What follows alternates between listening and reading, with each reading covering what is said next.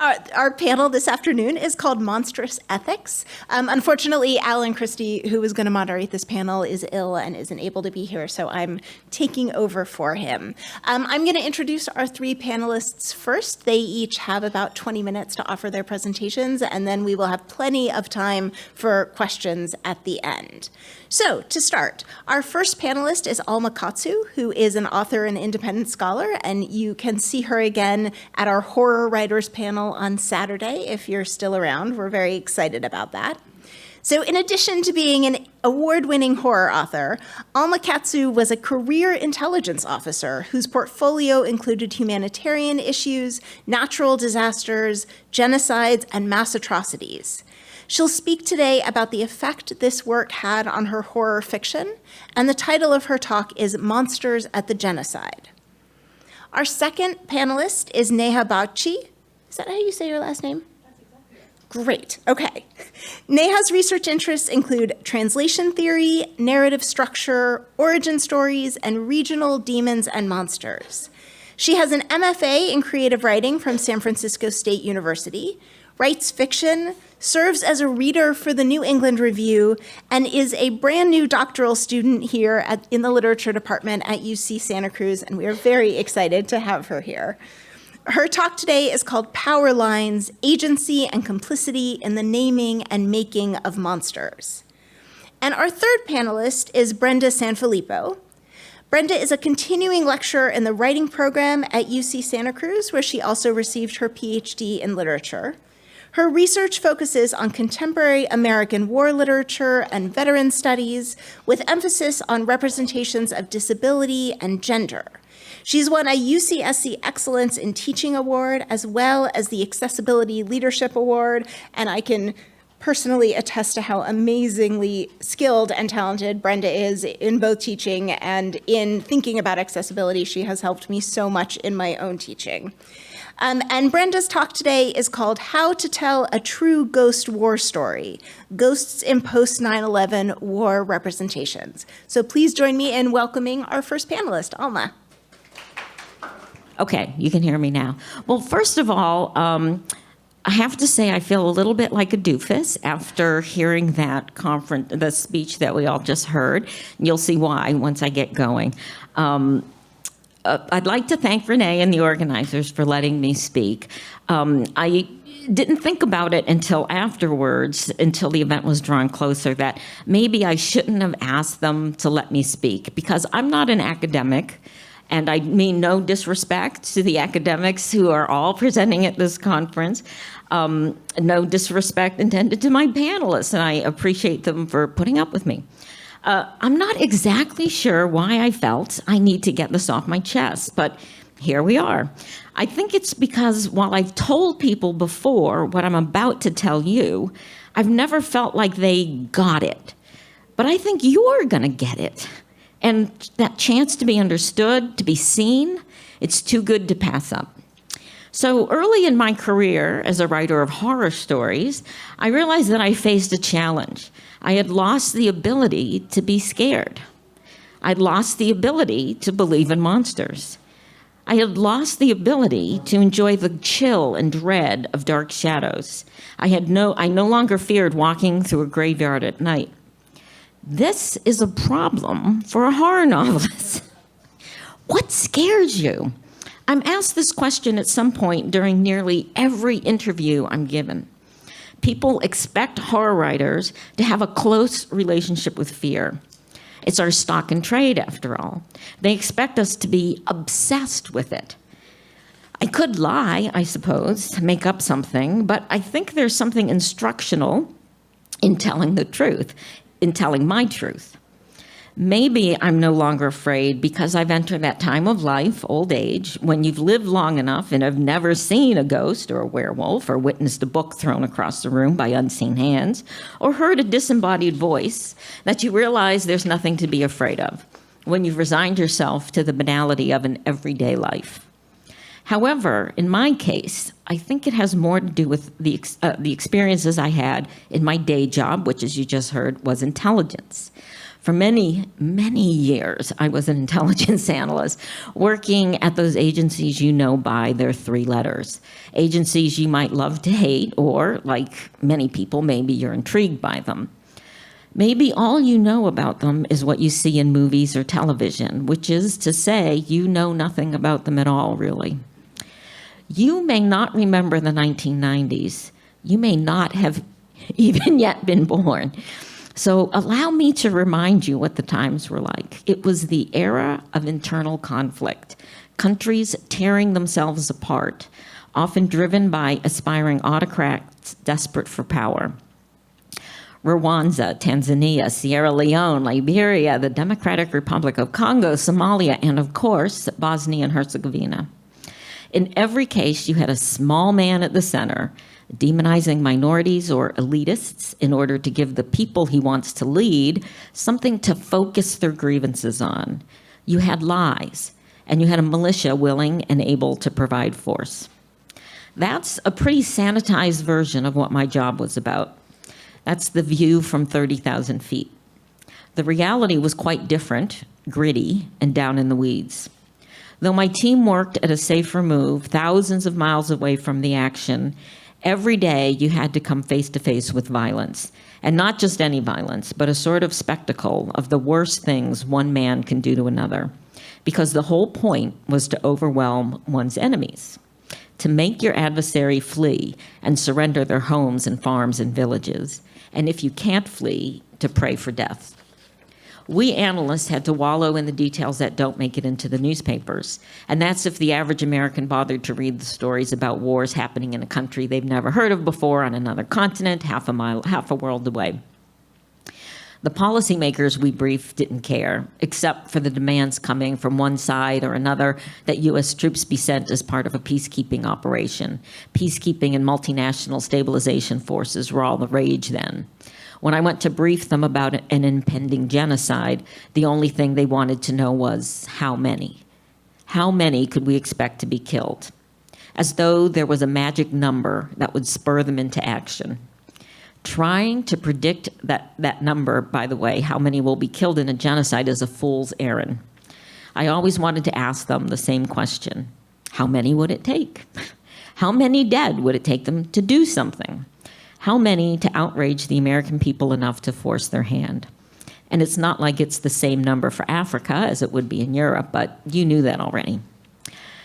Policymakers asked for a number because it allowed them to kick the can down the road for another day and sent us back to the mines to catalog more deaths and more mass graves.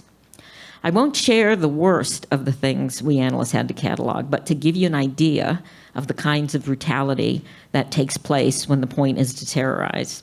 It's neighbors killing neighbors, people who have lived alongside each other for years and years, families who have members by marriage from the demonized group, suddenly taking up machine guns or machetes and slaughtering each other en masse, drugged up militia members chopping both hands off anyone they believe voted for the warlord's opponent, that was Liberia, an army overrunning a declared safe haven, an enclave, taking the peacekeepers prisoner in a matter of hours, murdering every male, man and boy, Srebrenica, uncovering a mass grave to discover its occupants had been buried alive, Bosnia-Herzegovina. After events like these, how can you hope to be frightened by the likes of a werewolf or mummy ever again? But somehow, writing horror stories became my destiny. I won't take the time here to explain how I came to write in this genre. It wasn't something I planned or expected. But I've come to see it as an opportunity because there is something to be afraid of, and it isn't the monsters, it's us. We're the monsters, every single time. I now work in the entertainment industry. Books are, for most readers, entertainment, escapism. No one wants to read a lecture on man's inhumanity to man. What a bummer. I've discovered you need a spoonful of sugar to help the medicine go down. So I write cautionary tales in the most entertaining way I can, in the hope of enticing people to think about what's happening around them, to think about what they're being manipulated to fear, what lies they're being asked to believe. The worst injustices take place while everyone is talking about the weather. No one wants to think about bad things, so we distract ourselves with banalities like TikTok dance videos and nonsense, so we don't have to do anything about the atrocities taking place right under our noses. We kick the can down the road, even when that road is slick with blood. You probably aren't familiar with my fiction, so I'll give you an example or two. Up until my most recent novel, Fiend, which just came out a month ago, they've been a mix of history and fiction. The Fervor, my second most recent horror novel, is set in the Japanese internment camps in World War II, where the paper refuses to separate, where disease outbreaks causes the internees to turn violent. And as a Japanese-American woman in one of the camps tries to find out what's going on, a preacher on the outside is forced to confront the involvement of religious and white nationalist groups. I'm proud of this book, which the New York Times called a feat of pure storytelling, but it's my lowest selling book to date, maybe for obvious reasons. My short story, The Werewolf, which won the Bram Stoker Award, is set in the waning days of World War II as the Allies are beginning their final push into Germany. And it draws on Germany's rich werewolf lore to illustrate the dangers of militias and the appeal of toxic masculinity to even the most beta of cucks. That story came out after January 6th. It's not just me. Many horror writers are using stories to address social issues. Horror is about society, what it does to us, how it takes us from innocent to potential monster, how your neighbor, friend, even family member could be a monster. So that's my path to horror. I guess I keep writing it for the same reason I kept cataloging all those deaths and mass graves decades ago. Because someone has to bear witness. Someone has to make sure that it's written down somewhere, that it's not forgotten. That's what I and my fellow horror writers do. We're the archivists, the preservationists, and through fiction, the guardians of the truths. Lastly, I'd like to thank you all for the work you do, for taking monsters seriously, for giving serious, weighty thought to what many people would prefer to dismiss with a nervous giggle as child stuff, as make-believe, who'd like to pretend it's not real. But we know, don't we? We know that monsters are all too real. Thank you. So I'm going to talk to you casually. It's the end of a very intense 2.5 days. You've done a lot of thinking, and you've heard from incredibly smart people. So I'd like to chat with you as if we actually knew each other and we were hanging out over coffee. And I want to share with you how I've been thinking about monsters of late. And I have, as you can see, a sophisticated slideshow. You know this because it says so. My name is Neha Bagchi. I'm a literature student in the doctoral program at UCSC. Mostly I do translation theory and narratology, but monsters are at the heart of everything. I'm particularly interested in the processes by which we define and name monsters. Can you define a monster for me? Not a rhetorical question. Remember, we're just having coffee, we're hanging out, we're friends. A thing that's reviled. A thing that is reviled, okay, yes, and? I think vilify is just a synonym, but A little bit different. that which we vilify. Vilify and reviled, yeah. And yeah, those have the same root, but I like what you're doing with to vilify and then re-vilify. Then? Is that it? It's just stuff we hate, so it could be like, I don't like peanut butter, y'all. Yeah.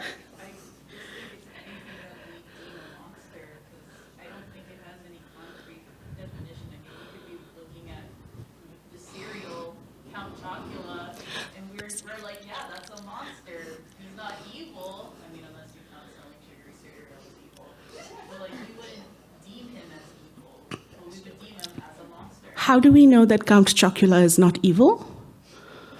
Do we? Okay, That's all right. But excellent points.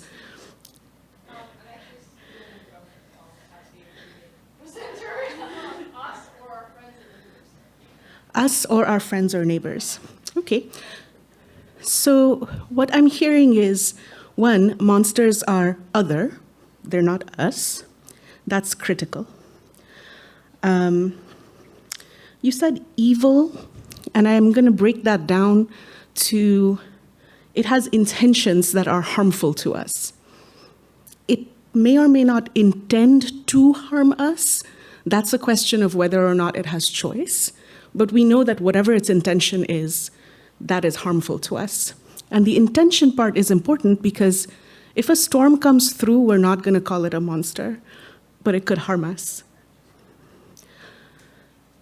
So the next question, or maybe a previous question, is why should we know what a monster is? Why do we need to define or identify a monster? Because it's a title that gets thrown around to innocent people. Because it's a title that gets thrown around to innocent people, okay? All right. What about things like werewolves and vampires? Why do we need to know what they are? So you can avoid them, so that you can protect yourself against them, against the threat. Did you want to add something? No.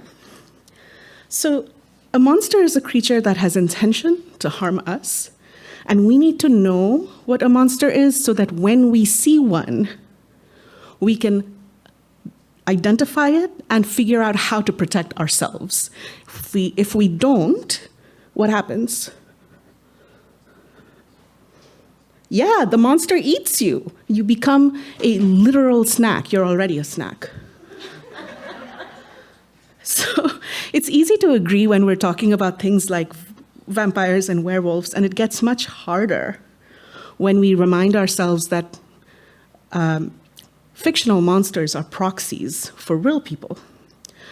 And it's very hard to gauge what the intention of a real person is. Often we gauge it by looking at how they look, what is visible, which is why typically monsters are depicted in visible ways. How do you depict an intention? Even when you depict an intention, you do it by showing something visual, a prop, the mark of the beast, or a color coding. When we think we're in mortal danger, human beings, we're going to err on the side of caution. We're not going to take a chance that this thing that could be a monster might not be a monster. But the problem with that is then innocent people die. If you have empathy and integrity, which you do because otherwise you wouldn't be here today, you question. You understand that we worry about false positives. That is, what if we think someone is a monster and they're not? We're putting them in mortal danger, and maybe that makes us the monster.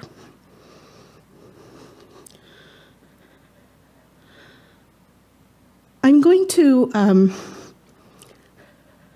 sort of kind of go against what Alma mentioned about monsters being real. Monsters are not real. They're fictional. Totally just playing with semantics here. What I'm trying to say is that human beings are real. Monsters are fundamentally not. So when we look at another human being and say, there is a monster, we're wrong. It's not a monster. It's a person. Yeah, they're behaving monstrously, and of course we use language as a shorthand, but we also need to pay attention to the metaphors that we're using, because sometimes we forget that they're metaphors.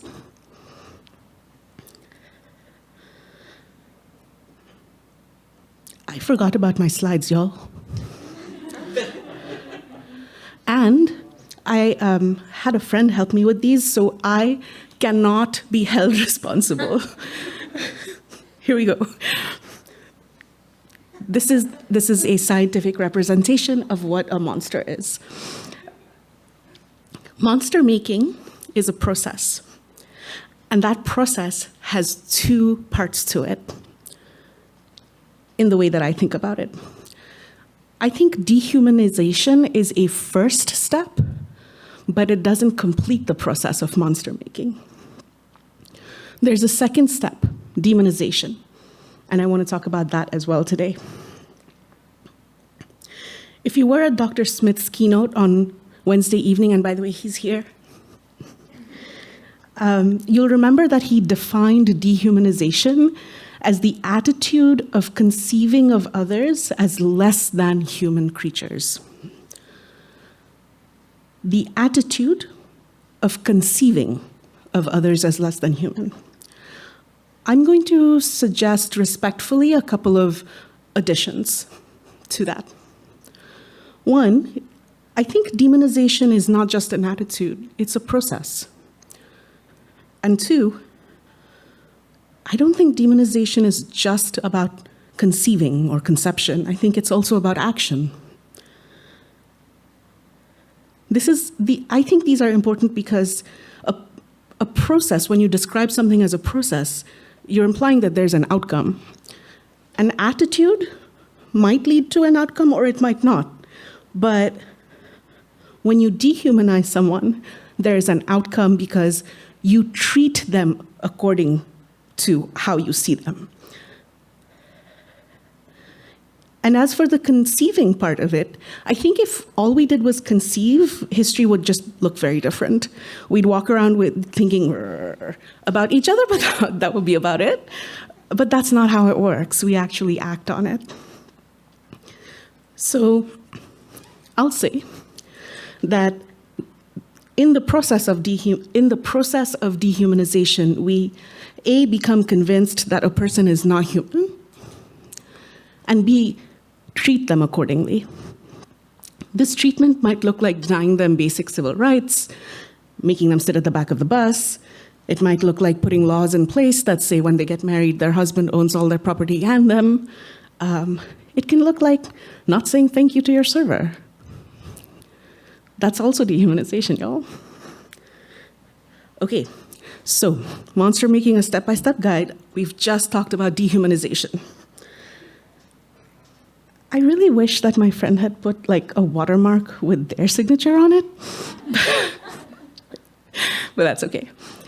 So the second step, demonization. When you've dehumanized someone, you've given yourself permission to exploit them, to oppress them, to ignore them. But when they're dehuman, they're not important enough for you to pay attention to. There's this next step, demonization, where we say, oh, it's not just not human, it's actively a demon. And doing this gives us permission to act with violence. So I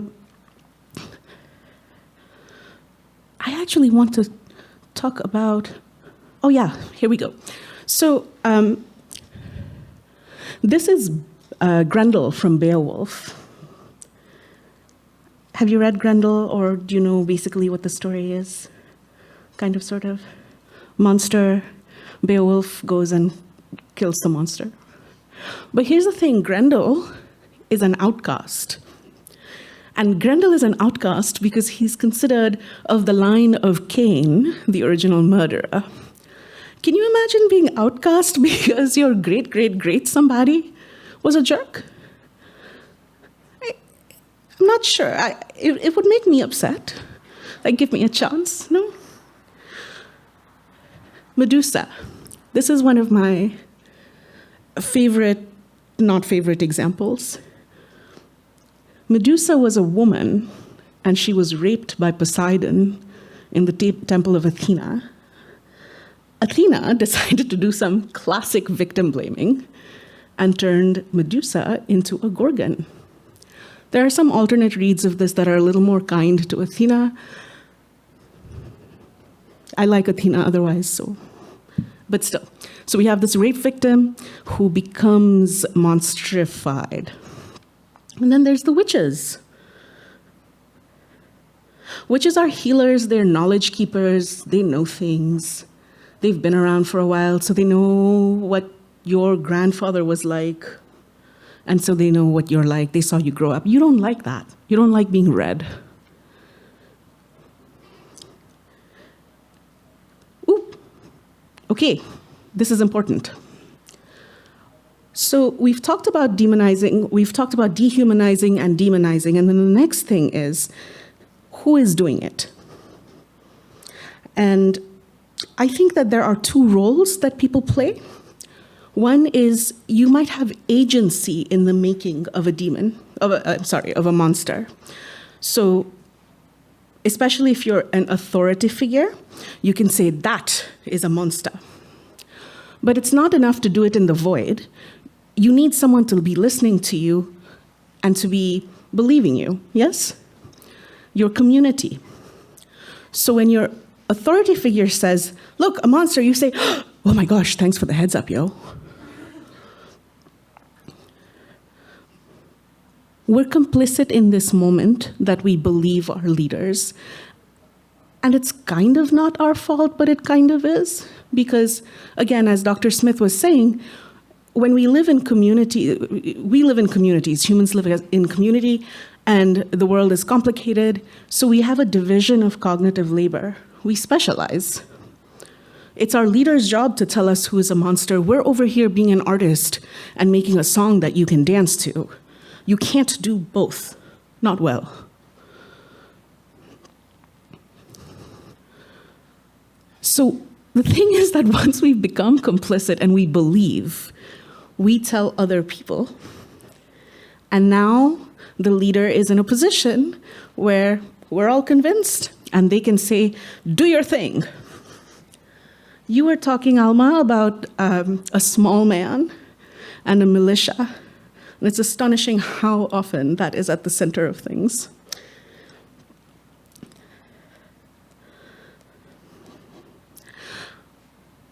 You already know all of this. I'm trying to tease these concepts apart, and I hope we can all look at the ways in which we have agency and we have complicity in monster making. I've been sort of implying that monster making is bad, and you're maybe thinking, well, yeah, but there's some real monstery people out there currently doing monstery things. Yes, and also they are human. Let's treat them as such. They are humans, they have betrayed our trust. Monsters actually, when we look at something as a monster, we abdicate responsibility. Oh no, how can anyone do anything against a monster? But if it's a human being, you're still responsible. And you might be that person. So this is not just about we are always good. I also want to point out that the only way not to be complicit in the process of monster making is to actively reject. What actively reject looks like for you is for you to decide, because you know your capacity, you know what risks you are able to take. Not everybody can be on the street protesting. Maybe you're there. Maybe you're on the side handing water bottles to the protesters, or you're a medic and you're helping people who get hurt. Maybe you're that light-skinned, light-eyed parent sitting your kids down and saying, let me explain to you not just what racism is, but how to be an anti-racist. You might be an instructor in a classroom and you're bringing in texts that make students question their choices and learn that you can question your choices and change your mind and not implode. You're still a person, you're still valid. You might be a poet writing about queerness. You might be the person who's on that poet's Patreon and sending them $1 every 6 months, because that's what you can handle. That's okay. You decide what you can do, decide your capacity, assess your risk, and you go from there. People's needs Their secrets, their desires, their agendas are really complicated. And they're not even just a web, they're just a chaos pile of threads. Putting names to concepts and processes allows us to tease those threads apart a little bit so that we can figure out what we want to do about it. I'll stop there. Thank you.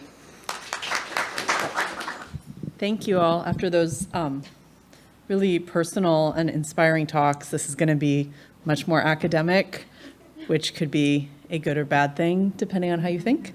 I've been working on OER this year, so I've been putting copyrights all over my stuff. But if you want to take pictures, feel free. Just don't circulate them without a check-in. Okay.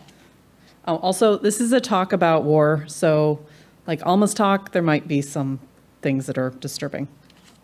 Okay, I'm trying to get the right position with the slides and everything. All right, here we go. In the fall of 2014, Guy and Sarah Kitchell began work on Scaryland, a haunted house attraction in an abandoned warehouse in Waunakee, Wisconsin. Since all good haunted houses need a, quote, fantastic story about the building, they were inspired by Sarah's background as a disabled Navy veteran. The attraction website described this as a completely made-up history. The building was a meat processing plant until, of course, there was a horrible accident. After World War II, it became a hospital for veteran amputees, and this is from the website. It's like I said, it's completely fabricated.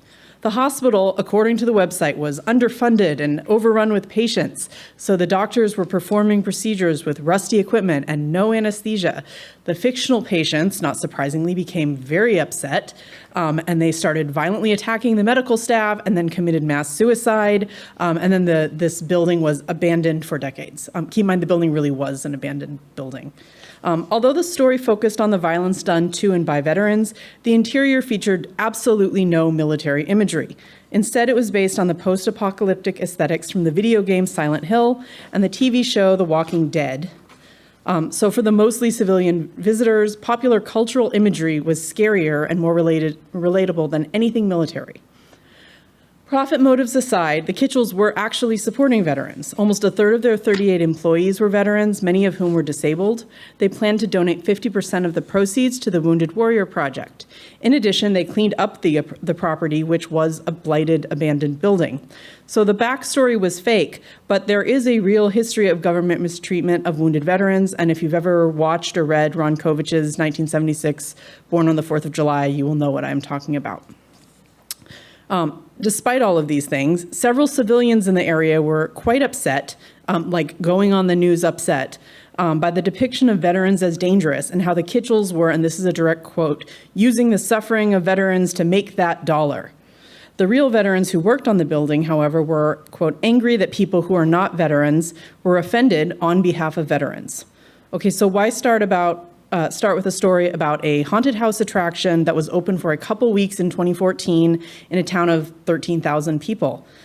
Because Scaryland indexes how the meaning and use and memory of returning veterans is contested and inherently connected to monstrosity. Okay, so war and monsters. So representations of war and monsters are as old as literature itself because monsters are, quote, remarkably mobile, permeable, and infinitely interpretable bodies. Monsters are meaning machines. They can represent gender, race, nationality, class, and sexuality in one body.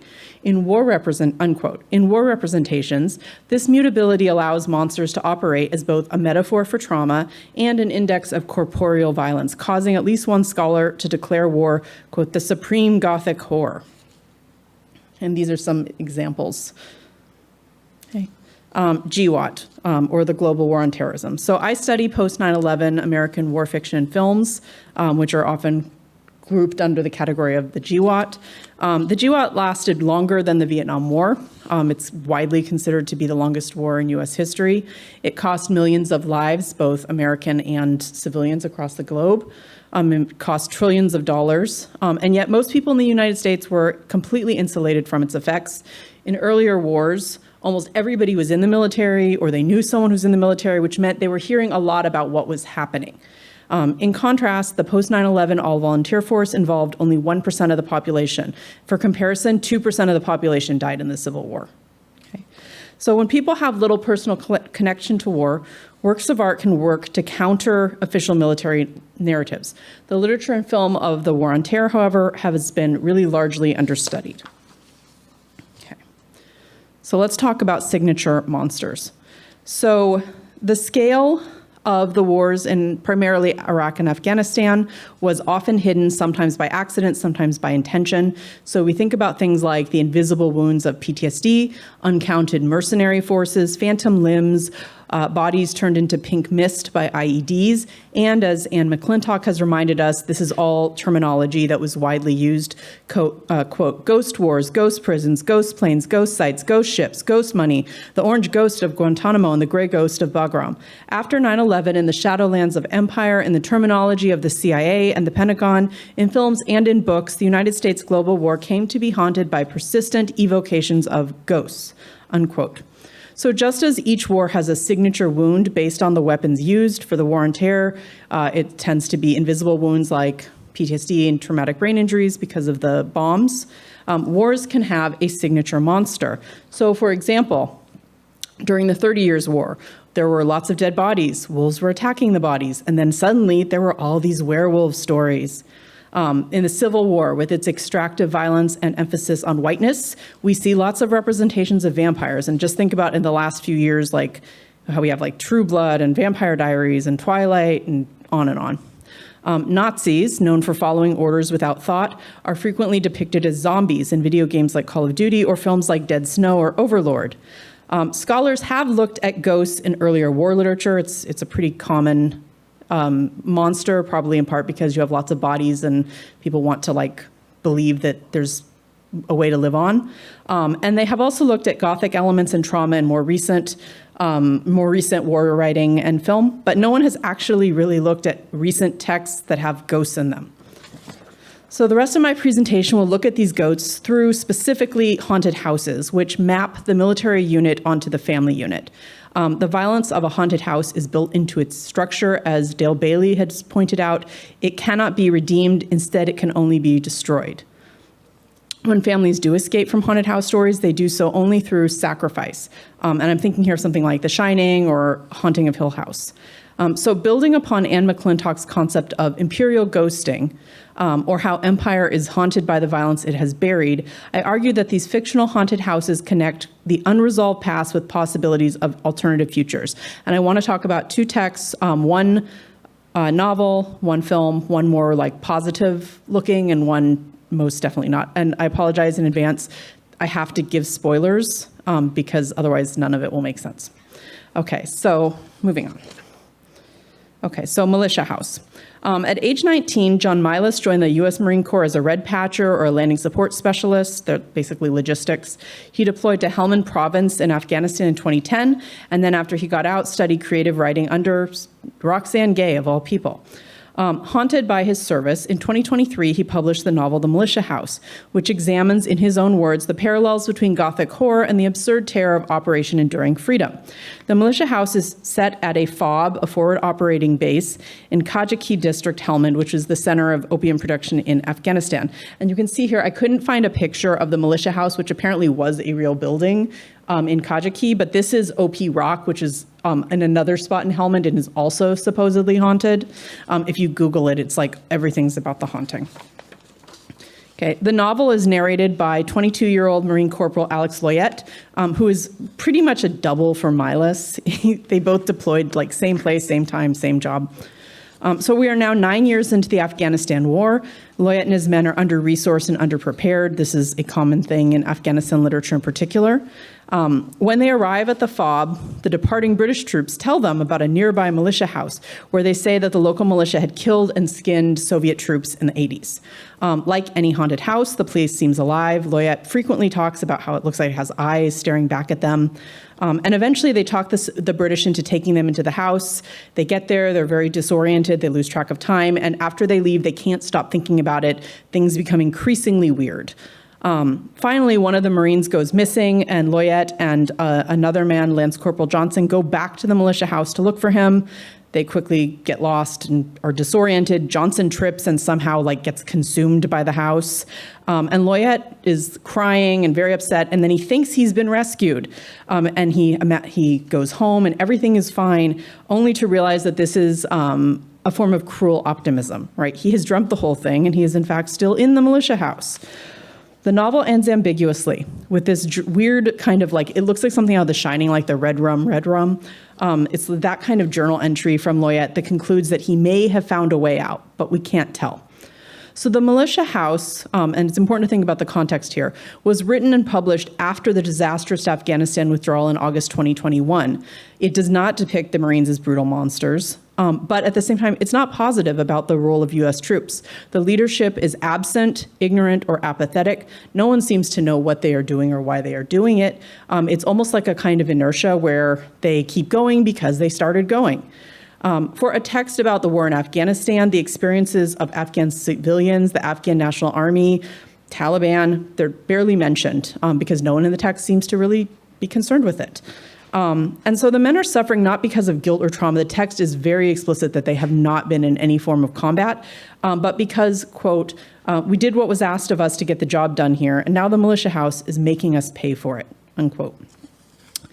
Even though I think this might be a little bit cliched, the text suggests a possible way out through writing. There's these recurring images of porcupine quills, and if you think about a quill, right, it's both like a sharp thing as well as another word for a pen. Loyette has this journal that he keeps trying to destroy, and it just keeps coming back. He writes a blog that really pisses off all of his superiors. They send out climate surveys to assess morale, which gets a bunch of leadership fired. And finally, most famously, and also that really did happen in real life. The text talks about reporter Michael Hastings' Rolling Stone article that got General Stanley McChrystal fired. McChrystal was the leader of the war in Afghanistan, and actually, weirdly enough, came and visited my writing class at UC Santa Cruz shortly before his own passing. So he was his writing was extremely well known in that time period. At the same time, it got McChrystal fired, but it didn't actually change anything because the people who came in after him basically followed the exact same strategy, okay? So it's almost like the war itself was in its own sort of haunted time loop of not being able to get out. Afghanistan, the graveyard of empires, is a perfect setting for a haunted house story. Think about how haunted houses are always built over burial grounds. Or as horror writer Stephen Graham Jones has proposed, there are two kinds of haunted houses: stay-away houses and hungry houses. If you have not read Stephen Graham Jones, please go read him this weekend. So the militia house is a hungry house, consuming the blood of troops from three different empires: Soviet, British, and American. As I was reading, I really actually expected it to be a stay-away house because I was like, oh, Americans should stay away from wars in other countries. But instead, the house isn't interested in that. It haunts them and it consumes them. Even when they leave, they cannot get away from it. So we don't know whether the men actually escaped, but we do know that the path forward might have something to do with being willing to face and excavate and record and share truth. Okay, so now moving on to Ghosts of War, which is available currently on Amazon Prime for streaming if you want to see this very strange movie. Okay, so June 2020, a British military horror movie called Ghosts of War was released on demand. Obviously, this is COVID, so I can't really judge whether this would have had a theatrical release or not. It was directed by Eric Bress of The Butterfly Effect, and it featured a bunch of fairly not known actors like Skylar Astin and Kyle Gallner. And weirdly enough, Billy Zane, who you might know as the villainous fiance from Titanic. So here's the basic premise. American soldiers in World War II are ordered to defend a French chateau from Nazis, only to discover that it is haunted, which when I told my spouse about this, he thought that sounded actually like a really great premise. We'll talk more as we go. Okay, so the movie follows genre formulas for both war and haunted house movies, and as you're listening, you'll be like, check, check, check. A group of soldiers from diverse geographic and economic backgrounds, ground down by war, are given a useless mission. They arrive at a decaying ancestral home with strange sounds, disturbing images, cold areas, darkness, uncanny doubles, creepy dolls, and a violent backstory that is, of course, uncovered in a journal. They doubt their senses and experience time loops, and as audience, we get lots of jump scares and discordant music, the usual things you would expect. As in Militia House and other haunted house tales, writing plays a key role. The film opens and it's like literally the size of the screen with the words Nazi-occupied France 1944, and the size of this will become relevant in a few minutes.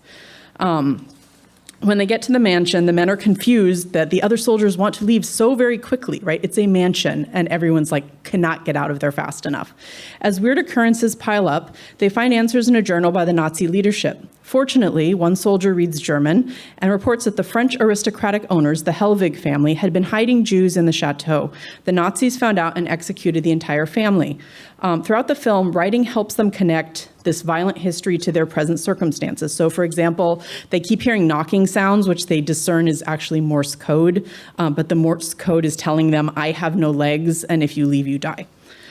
Pretty soon, yeah, I know, the Nazis return. The soldiers are outnumbered, but they survive because the ghosts end up killing the Nazis in the exact way that the Nazis had killed them, which I could say more about, but won't for today.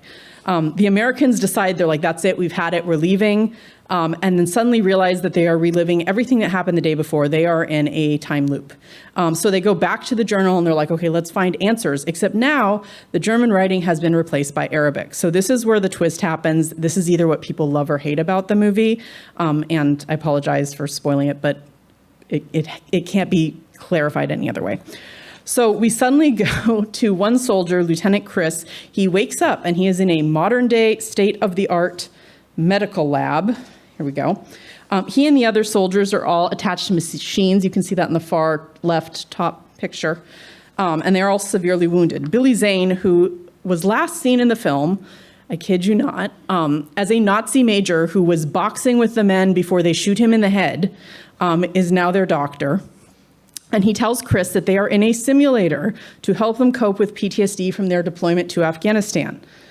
Chris has a flashback where we learn that the men had been working with some sort of operator, I'm assuming CIA, but it's never really clear, to extract an Afghan doctor and his family that had been giving them information. Before they can escape, ISIS fighters arrive. They are outnumbered just as they were in the chateau.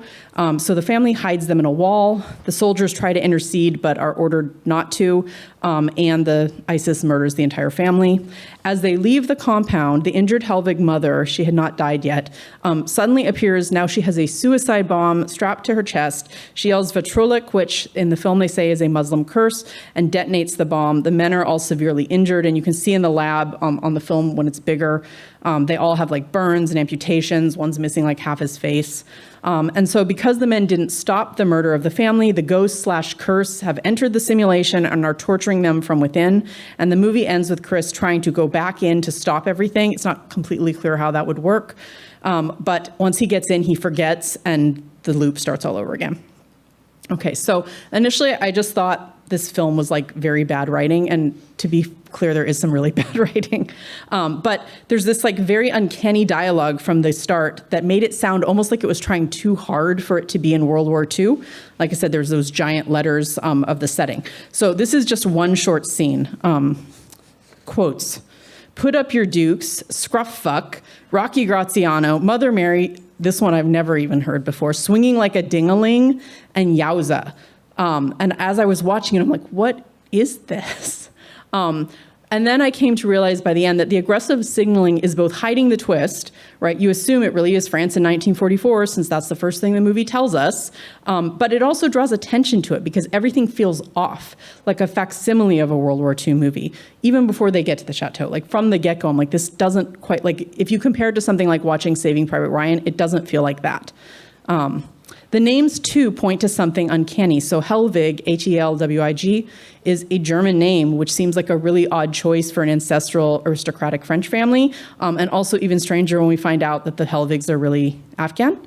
Helwig comes from the medieval German Wig, which means war or battle, and Heil, which means luck or health. So Helwig means something like lucky battle or healthy battle, which obviously is quite the opposite of what the American soldiers are experiencing. And also, given the Nazi presence, it's hard not to think about how Heil is the second part of the Nazi slogan, Sieg Heil.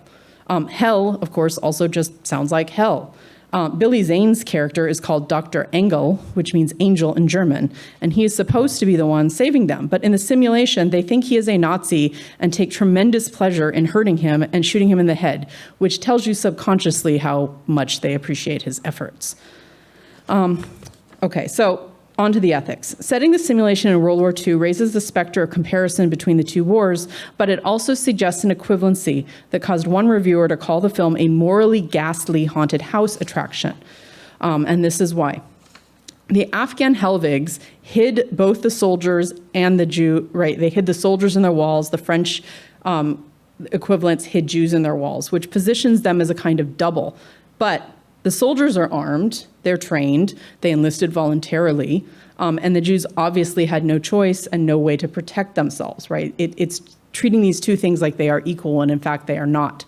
Unlike in the militia house, which ends ambiguously, there is no optimism, cruel or otherwise, in Ghosts of War. Every man has experienced massive physical injuries and mental trauma, and the only one who escaped did so by dying. The Afghan family is dead, and the doctors who are supposed to help the soldiers have no answers. Their solution is to make them live in a simulation of World War II, the deadliest war in U.S. history.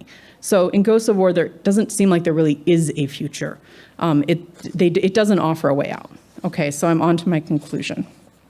A Tale of Three Haunted Houses.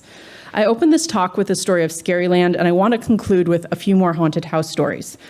This is a quote. "Behind the door, part of the wall is torn and hangs in the air, weighted down with black mold. The entire building, constructed between the world wars, often smells like greasy carryout. Signs of neglect are everywhere: mouse droppings, belly-up cockroaches, stained carpets, cheap mattresses. This is the world of Building 18. Okay, so this description, which sounds to me like it could come from any haunted house story, actually comes from a 2007 Washington Post expose on conditions at the nation's premier military hospital, and it has a fitting Gothic title of The Other Walter Reed. And if you look, the left picture is Scaryland, and the middle picture is Walter Reed.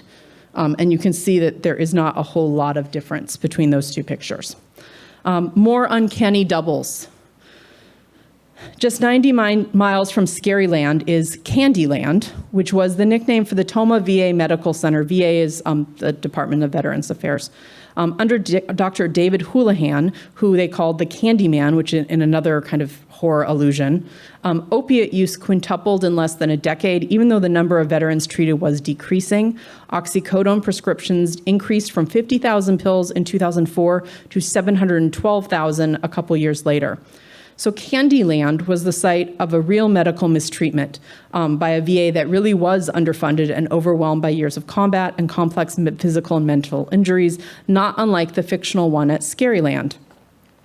Candyland killed veterans as well as family members who overdosed. It also killed children like Ada Mae Miller, a 6-week-old Amish child who died when her family buggy was struck by a stoned Marine veteran who got the drugs from Toma. Both haunted houses, as in any origin story, were built on lands marked by imperial ghosting from historical violence and displacement. So note the Menominee and Chippewa names Toma and Wanakee. But while the fake Scaryland narrative about a medical hospital for veterans stirred up outrage, the real horror at Candyland continued for years in silence. Today, the ghosts of the war on terror are having their say. From war photographer Ashley Gilbertson's famous photos of January 6th, to military equipment on our streets, to Afghan interpreters denied promised visas, to veterans who cannot get treatment, and the people that get hurt. The war is everywhere and nowhere, and that should haunt us all. Thank you. We have plenty of time for questions, so I open the floor.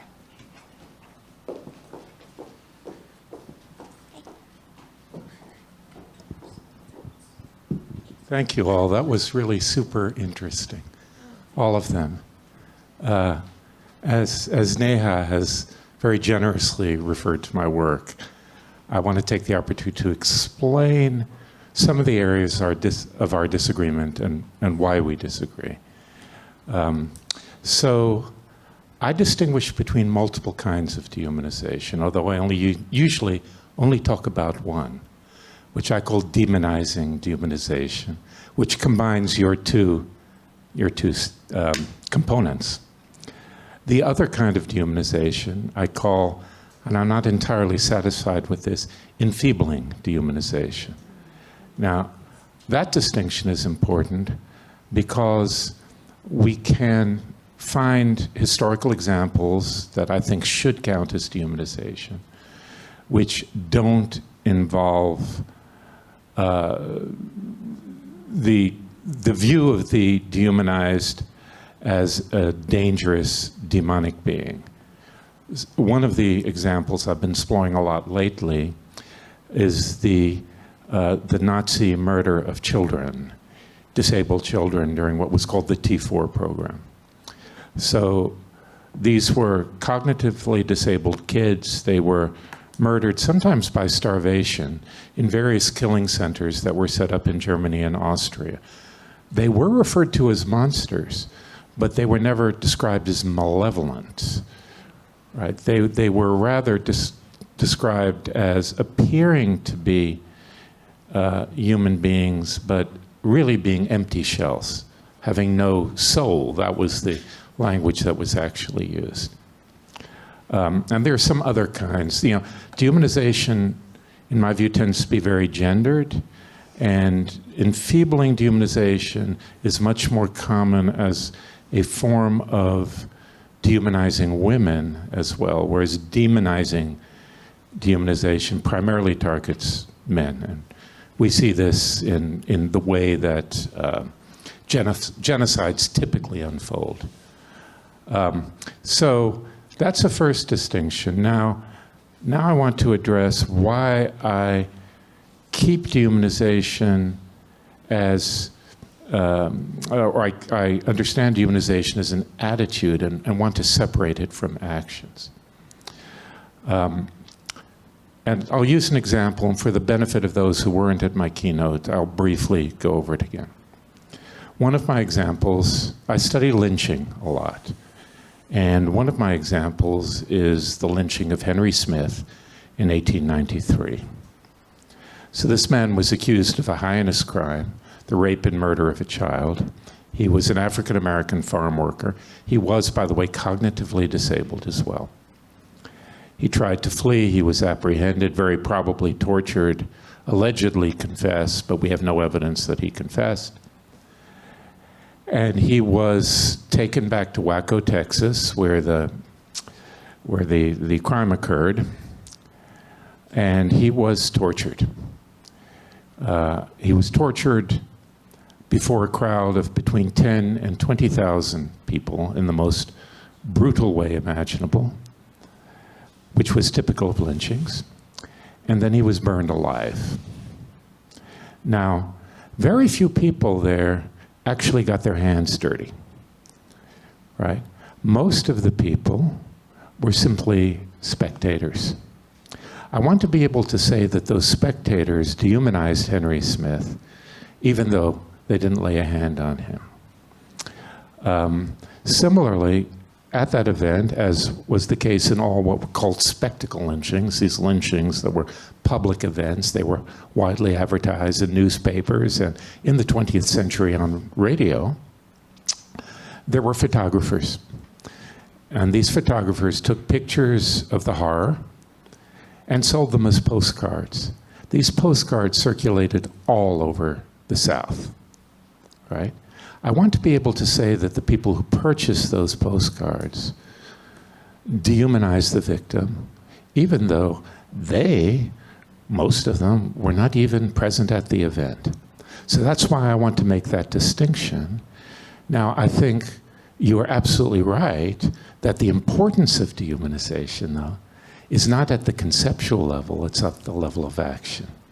So dehumanization is worth taking really seriously, not because people think these horrible thoughts, but because these horrible thoughts are causally related to the brutalities that they inflict on others in lynching and genocidal violence and so on.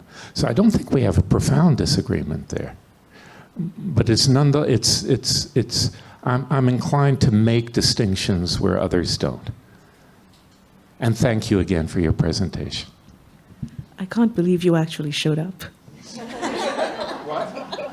Oh, you can't believe I promised you I'd show up.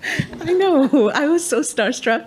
I went and said hi, and then I was like, can you come to my talk? And afterwards, I thought, oh my God, why did I do that? You're right. I don't think we disagree. I think that I'm teasing apart a lot of things, and honestly, your work has been really part of shaping my thinking. So it's really just thinking things through. And I like this thing that you said about demonizing dehumanization and enfeebling dehumanization. I think that actually tracks. I'll have to think about it more, but I think it tracks to what I was calling dehumanization and demonization. Yeah, and I love what you're saying about how it's often gendered. Yeah, that's absolutely the case. Yeah, thank you.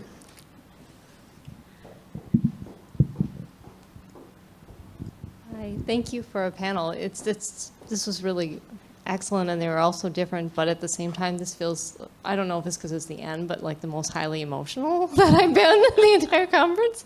My question is not really emotional, but I have read, I think, every one of your novels, Alma Katsu, except for The Hunger, because I just can't go there yet. You're awesome. But I have 30 pages left of Fiend, and I'm going to be finishing those tonight. But I was wondering, because that one feels different to me than the previous books. And after hearing you talk about this, I'm wondering if you were wanting to take a look at the other side a little bit. Maris is somebody I've been following, and I don't know what's going to happen quite yet with her. But the Berisha family, that you went to the place of power, as opposed to like the fervor or something. We're following the people, the man with the power, and it's even more terrifying somehow. I guess I'm just wondering, did this one come harder or easier than previous work? Because it just feels so real. Yeah. Thank you very much. It is very different, and it came to me very different. So I've written 9 novels. 3 were historical horror. I've written 2 spy novels, very different beasts. I've written 3 fantasy novels. But the historical horror, I didn't come to see that, for lack of a better way of putting it, like there's a reason behind the books until after I wrote the first one. You write, the first one is The Hunger, and it's a reimagining of the story at the Donner Party. And you write the story, and you don't realize until the end, when you have to start thinking about how you're going to promote it, that the question kept coming up, why should we care about the Donner Party? Why today? And so, like a researcher that I am, I look back to what were the conditions in the country around the time that it actually took place, and I found that Manifest Destiny was one reason why there was the mass migration, and there was also, big religious upheaval, with Mormonism, and I forget the other one, but it so paralleled what was going on at the time when I was writing, which was 2016. Can you all remember what else happened in 2016? And then I realized, it's a cliche that, if we don't learn from history, it's going to repeat itself. But I saw that come with the other 2 books. Like the Titanic is really about, the Gilded Age and, the rise of American aristocracy and the incredibly wide income disparity in the country. And gosh darn, if that didn't come back around during 2020 when The Deep came out, right? And then the fervor is just so much about what was going on, and I forget when, but, leading up to January 6th, actually. But this book is not about that, really. I mean, there is a bigger picture behind it. It was actually inspired by the Sackler family and evil dynasties, as my publicist likes to shorthand it now. But it's really about a family, a very singular family, a very powerful family, but maybe the most controlling family in the world. and to unimaginable lengths. And it's very personal because I grew up in a crazy family. And yes, just so very different in every way. And I think maybe that's why it feels so real, because the characters, even though they're, they come from one of the richest families in the world and they have a demon in there, but they're very real people. Yeah. I don't know if that answered anything or if I've just confused everyone else in the room, but It does. thank you. Telling me the ending. Yeah, I really love this story, and it came to me all in a rush. I wrote it almost at once, and unfortunately, my publisher was going through a lot of issues at the time, and it kind of fell between the cracks. So I've been pushing it like mad to try to find a readership for it, because I do think it's an enjoyable book, even if it is about bad people. It's about bad people getting their comeuppance, which we don't see so much in everyday life. Thank you. I had a question for the person who did the haunted house talk. I really liked the first anecdote, and especially the part about this sort of local people thinking that this was a very bad thing to sort of demonize veterans, but veterans were actually the ones to put on the event and make up that story. And it reminded me of the sort of like phrase that I believe comes from disability activism, which is like nothing about us without us and things like that. And I was just wondering, partially just, I don't remember if you mentioned, but if there was any connection of the movie that you talked about and if any of the creators were veterans in that, and then also just what you think about the sort of like people who aren't veterans making media about, especially like something like the Afghanistan stuff, where it's not widely, the truth of it wasn't widely spread for intentional and non-intentional reasons. Oh, okay. Can you hear me okay? Thank you. What was your name? Oliver. Hi, Oliver. As far as I can tell, I have not yet found somebody who made Ghosts of War who was themselves a veteran. That doesn't mean there wasn't, but that's certainly not something that they were like trumpeting. It's not like part of the advertising. As far as whether like non-veteran, how I feel about non-veterans making things about war, I have probably two answers to that. One is, I'm not sure if you're familiar with the writer Phil Cly. He was a Marine who wrote a short story collection called Redeployment that came out in 2012. It actually won the National Book Award. It's pretty much considered to be like the only really well-known war on terror fiction. There's a couple around that time that were decently received as well. And so he had written an op-ed several years ago where he was having a conversation. I apologize in advance because this might be a little triggering. He had had a conversation with a woman who was talking to him about his service, and she's like, I could never imagine what you went through. And then she was during the same conversation was talking to him about this like horrible abuse that she had experienced in her own life. And but she didn't seem to think like that there was anything to like imagining him like trying to imagine what she went through. And so he came to the point, like, basically the op-ed concludes that like when we just say, I can't imagine what you've been through, it absolves us of having to even try. And that is really deeply problematic, particularly when you're talking about something like war, that it has like serious consequences and effects, like both on the people who are making war, but also in particular on the people who are subject to it. And so Cly like makes the point that like when we just say, I can't imagine this, and people who haven't been in war shouldn't imagine it, that elevates veterans in a particularly a kind of way that puts them on a pedestal, like we can't ask them questions. It absolves us of having to think about it. But also if you think about like the history of art, right, most writers are writing about things that they themselves haven't experienced, right? If you're going to write about anything that was before your own lifetime, you're going to have to imagine it. So part of me thinks that like there isn't any art that should have to, that you experiencing it should be like a requirement. But the other part of me thinks that also, I think when we tend to think that war stories are only like veteran stories or combat type stories. And I, in my own teaching, in my own research practice, I don't think that's only what war is. Having lived through war experiences with my own family, like my experience waiting for somebody in war was also part of a war story. Children who lose families, children who are families who are displaced, like those are all part of war stories. And so when we just say, okay, well, if somebody's not a veteran, they shouldn't be writing about this, then it shuts down the possibility that war stories might be all these other types of things as well. And so I am not particular about it. I think it is important to understand, and I always indicate when somebody is a veteran, as I did with Milas, because I think it is important to understand their own positionality with relation to that. But that positionality doesn't necessarily mean they were like pro or against war one way or the other. It's more a matter of like understanding where they're coming from. But yes, I don't know if that's a kind of a long way to answer your question, but thank you. This is for Alma, and we've gotten to know each other today, and this is one question I haven't asked you.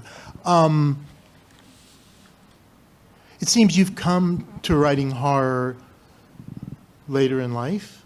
Have you always been a fan of horror? And what was the impulse to make this shift in your career?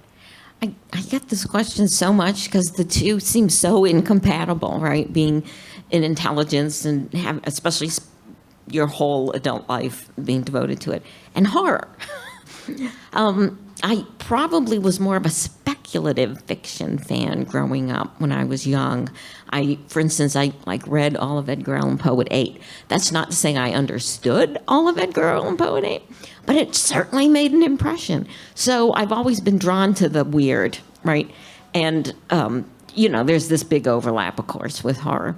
And I wanted to be a writer when I was young, but this was pre-internet days, and it was not apparent how one becomes a novelist. You would hear, and especially I came from an incredibly non-privileged family, so I had no idea. And I just got the opportunity to work in intelligence. It wasn't something that I had aspired to, and I got offered a job. I went just to see what it was like, and I ended up having a whole career. I know that sounds like really, what's the word I'm looking for? Too casual, maybe? It's very different now, how people get in, and, they're a lot more intentional about getting into the career, and that's wonderful. And I kind of fell into writing horror on the back end. I didn't start out that way, but when The Hunger came out, which is that reimagining of the Donner Party story, it did really, really well. It was translated in 17 languages. It won a bunch of awards. It got all these accolades. Ridley Scott optioned the film rights. He never made the movie, but, it was very successful. So, but the horror community embraced it first. And in publishing, low-hanging fruit, publishers love that. So I became a horror writer, and I'm a horror writer to this day. Thank you.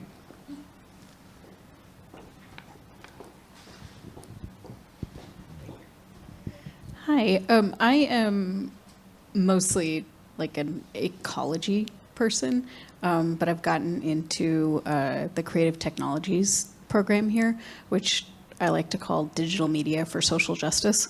But we all have trouble defining it because it's a new program. But I'm currently looking at how we turn parts of nature into monsters. So I'm specifically focused on poison oak and wildfire right now, and how we've gotten separated from how we interact with the natural environment as we've urbanized and colonized and all the rest of it. So I'm curious about how we walk back monsters, I guess, and reincorporate, the better nature of things that we've just decided are monstrous and scary and something we need to be fearful of, and kind of accept them as part of our community. Sure. Hi. What is your name? Hi, Katie. I'm Neha. Wait, people are monsterifying nature? So that goes against my definition of a monster as something with intention.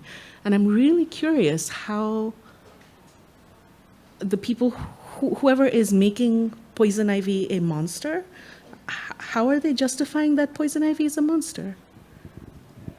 Sorry to turn this back on you, but No, you're, maybe it's just, yeah, what I found for the Urishral containing plants, poison ivy, poison oak, when I went to look up how people are interacting with these stories, every single blog post that I came up with mostly, every single person's account of like, here's how I stopped thinking poison oak was so scary, started with their first experience with poison oak and getting a rash, and then becoming really fearful of it, and then building up that lore by how we've shared it with others. Whereas in indigenous history, the plants have been used in all sorts of, like, they use the stems to weave baskets. They actually inoculated themselves by eating poison oak.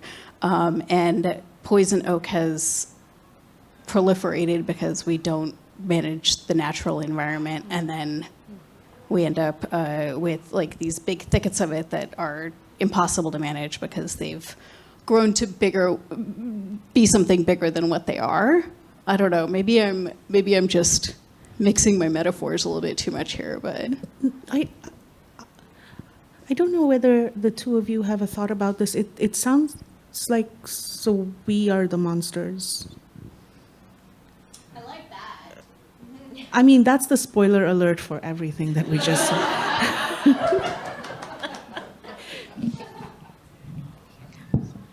I'm not sure if this is quite what you're thinking, but your question led me down two lines of thought. One is I haven't written anything on this yet very much, but I've spent a lot of time thinking about the ways in which so much of war, because so much is about visibility, right? The ability to like conceal yourself versus seeing where your enemy is located, often involves war on the environment, right? So you can think back to things like, obviously, like there are still, if you drive through parts of Europe, you will see, like Italy, you will still see damage to the landscape from World War I. Obviously, like the defoliation with like Agent Orange and napalm in the Vietnam War. In the present day, I'm not sure how much you're familiar, but we have things like they were putting uranium on bullets to pierce tanks. If you're familiar with something like the Burn Pit Registry, which is actually all about narrative, they were they basically like didn't want to spend money to dispose of like fuel and garbage and stuff properly, so they just like told soldiers to burn it, which led to like all this like massive environmental contamination and lung damage and cancer and all these like horrible things. So one is thinking through the sort of ways in which war and the environment are really heavily linked, which I know isn't exactly your question, and that's not so much a reclamation, but I think when you're tallying what are the costs of something like war, that's something that is definitely part of it. The other part, though, is, I think, more to your point, is like part of what they were, I think, attempting to do in Ghosts of War poorly is something like exposure therapy. Right? Like that, kind of like what you're starting with the poison ivy, that you keep facing it and you rewrite the narrative you have for yourself about it. And there are therapies, as well as like, actually there is like this video game that attempted to do something like that with the Iraq War, that basically is like, let's try to keep facing it so that we can like overcome it and it's not scary anymore. Those work to different degrees of success, but I think in terms of like overcoming things like PTSD or things like that, like what seems to have worked best is people that can find like forms of community, whether it's in like therapy groups or a horseback riding therapy or art therapy, or they have this yoga therapy, sometimes called yoga, like because G.I. Joe, right? So I think like that to me like part of like trying to deal with to bring monsters in is part of what makes something monstrous is the way in which it's outside of the community, right? And so trying to find ways that may require some form of atonement, but to bring back into the community, I think, is part of like that sort of work. I have nothing useful to say on the subject. I'm sorry. I feel we'll get to you in 1 second, but I feel like the question of intentionality, Neha, that you brought up earlier is actually really important to the way in which people are creating these stories in which poison ivy or wildfire are monsters, right? Because if you decide that nature is doing something to you with some kind of intention or some kind of deliberation, that also authorizes a certain toxic relationship to nature that allows you to act in ways that you might not if what instead you were feeling was that everyone was part of one ecological system. So I feel like exactly what you were saying still holds. I like what you said about intentionality and oh, sorry. Were you saying something, Alma? No, that's okay. Go ahead. Okay. I really like what you said about ascribing intentionality to something falsely. And if you know you're doing that, as you say, it gives you permission to act in ways that you didn't have before. Oh my gosh, this is so good. Sorry, I'm thinking about several things, and that was not a useful comment. It's okay. No, the only thing that came to me would just show you how much of a different world I live in from all you wonderful people, and I'm afraid of infecting you. But, I mean, what it made me think about is just manipulation, right? Manipulation of information, and so that, for control. So you have people who are gonna demonize nature because that allows them, as you said, Renee, right, to push their agenda and to do whatever they need to do. And it just seems like we live in that world now. It is just a totally polarized world where everyone is willing to use any tool at their, at hand in order to get what they want. Fuck them for trying to demonize nature. So I have a question relating to Dr. Sanfilippo. Did I pronounce that right? Yeah. So I was thinking about what you said about depictions of the Iraq War and how that wasn't really publicized compared to the Vietnam War. Like I was thinking like, oh, I know more, well, not know more, but I've been exposed to more stories about the Vietnam War than I have to the Iraq War. But there was something that sticks to me, and that's that people say that like the genre of quote unquote torture porn, like Hostel and Saw, is a response to the anxiety surrounding the Iraq War. And I want to know, like, do you think there's any validity to that argument? Yeah, W. Scott Poole has a book that came out a few years ago where he was talking about different horror films and the ways in which they are responding obliquely to the war in Iraq particularly. There aren't really very many Afghanistan representations at all. And that is probably, even though it was a longer war, it was much smaller and it was smaller in scale. There weren't as many casualties. It was also a lot harder for reporters to embed there because of the landscape. Probably the most famous would be like the Restrepo documentary.